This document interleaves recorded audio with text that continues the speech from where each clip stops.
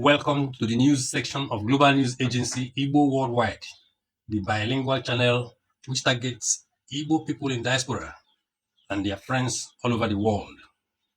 Ambassador Christian Onyeji, founder and chairman of the non-governmental organization PANEF TLF, a prolific writer and renowned author and leader, launched 2 of his 50 books at the Rockview Hotel, Owerri, Imo State, Nigeria, penultimate Sunday.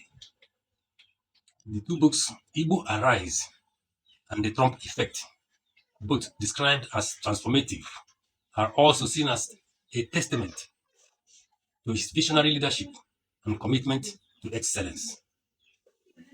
Speaking on the book, Igbo Arise, Ambassador Christian Onyeji explained that it aims at highlighting the virtues of the Igbo and their achievements worldwide. He describes Ndi Igbo as resilient, industrious, and hardworking. He spoke in Igbo.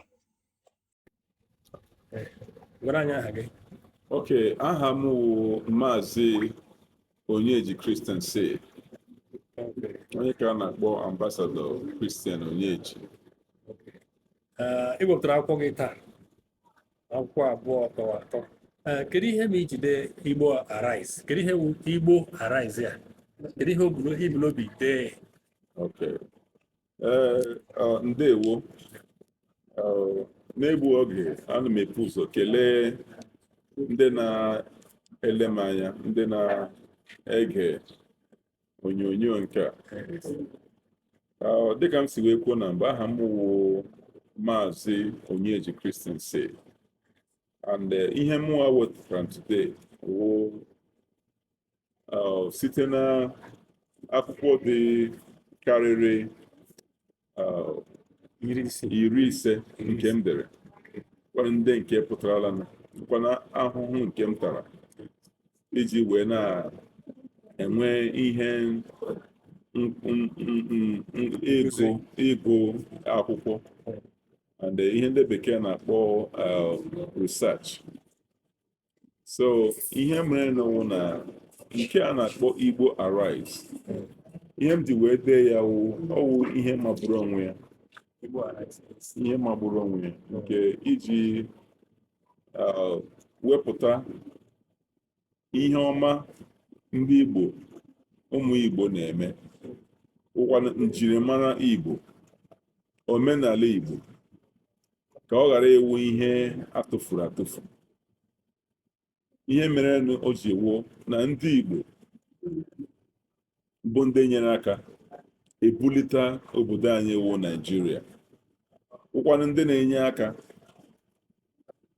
kọntrị ọbụla ị gara tata, ị ga-ahụ na ọwụ onye Igbo onye nọ n'isi na ihe gbasara ma nka na ụzụ, ma ihe gbasara ihe niile bụ akwụkwọ a na-akụ, ma ndị dọkịnta, ma ndị sayentist, ma ihe niile wụ ebe ji akara ihe a gụtara n'akwụkwọ wee na-eme. Ọ bụ ndị Igbo wụ ndị shia ebe niile. Ọ bụ iji gosi gị na Igbo ma akwụkwọ, ndị Igbo bụ ndị Chineke were ọgụgụ isi were nye. Akwụkwọ a bụ Igbo Arise. Ihe ọ na-akọwa wụ iji wee mee ka ụwa niile wee mara na anyị nwa bụ ndị Igbo nwere ihe a na-akpọ mgbasi ike nke nọ n'ime mmụọ anyị. Mgbasi ike ahụ wụ ihe a na-akpọ resilience, mmụọ nke mgbasi ike a na-eji wee mee gịnị? Ọchụwa ọchụgbo. Ihe ndị Igbo na-akpọ ọchụwa ọchụgbo. Ihe ndị Igbo na-akpọ ịgba mbọ. So ọ na-egosipụta omenala Igbo, na-egosipụtakwanụ gịnị? Ihe eji njirimara Igbo. Njirimara Igbo gbasatara otu Igbo si amụ ihe ọgụgụ, ma ederemede, ma akparamagwa ha, ma ihe niile. So akwụkwọ a na-egosi na the resilience or masking the resilience of ndị Igbo tribe iji gosi data na ihe ewu ihe mkpughe iji gwa ụwa na ọ bụ eziokwu na ndị Igbo bụ ndị ọchị udo. Igbo bụ ndị ọchị udo, mana ọ bụrụkwa na Igbo bụ ndị ụjọ. Girigiri bụ ugwu eze, ọ bụ ihe ji wee mara ndị Igbo. Igbo kwenu, ọ bụ ihe ji wee mara ndị Igbo. Igbo bulie, Igbo arise, Igbo bulie. Maka na ndị iro nke ndị Igbo achụọla anyị ọsọ, chụba anyị achụba, na-emegide anyị. Ha na-achọdo ka anyị soro n'ọchịchịrị. Anyị wepụta ihe gbasara